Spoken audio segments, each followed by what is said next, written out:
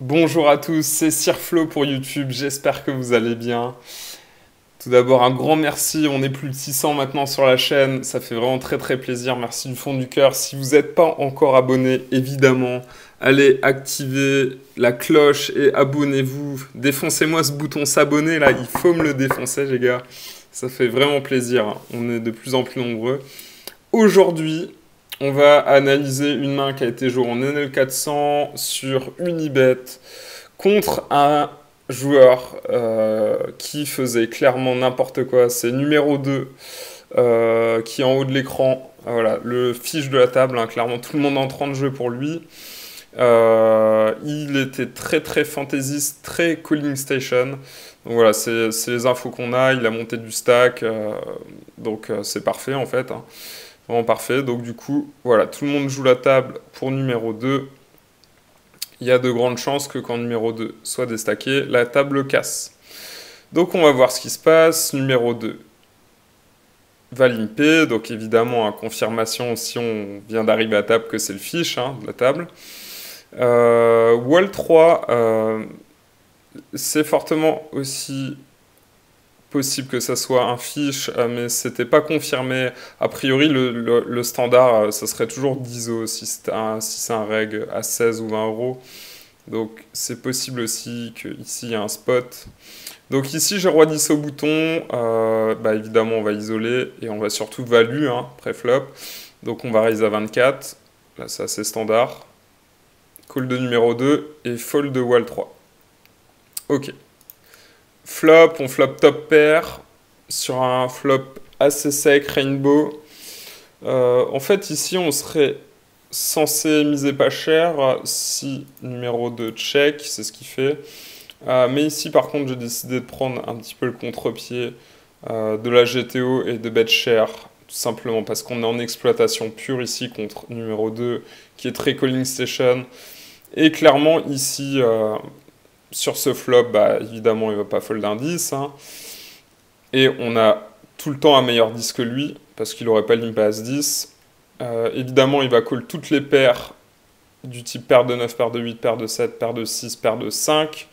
Il peut même clairement se chauffer à call paire de 2. C'est totalement un profil ici capable de faire ça.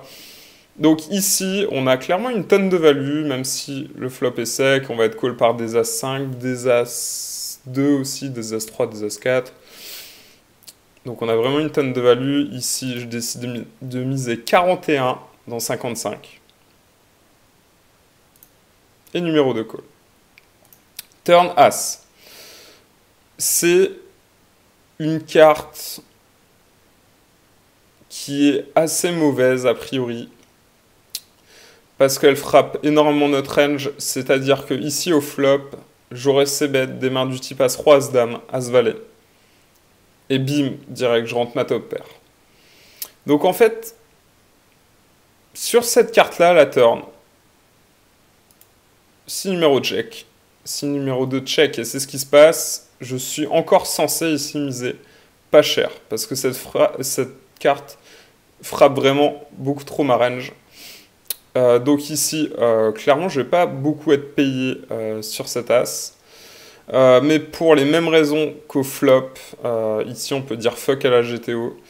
Et en fait, j'ai tout le temps envie de miser cher ici. Pourquoi? Parce que je vais value des 10x chez lui qui va jamais lâcher.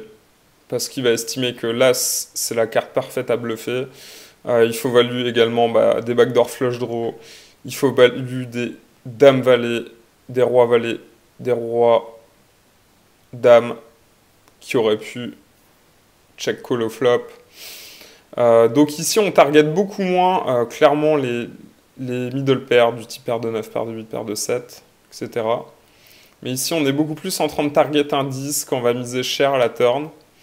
Ou un backdoor straight draw et flush draw.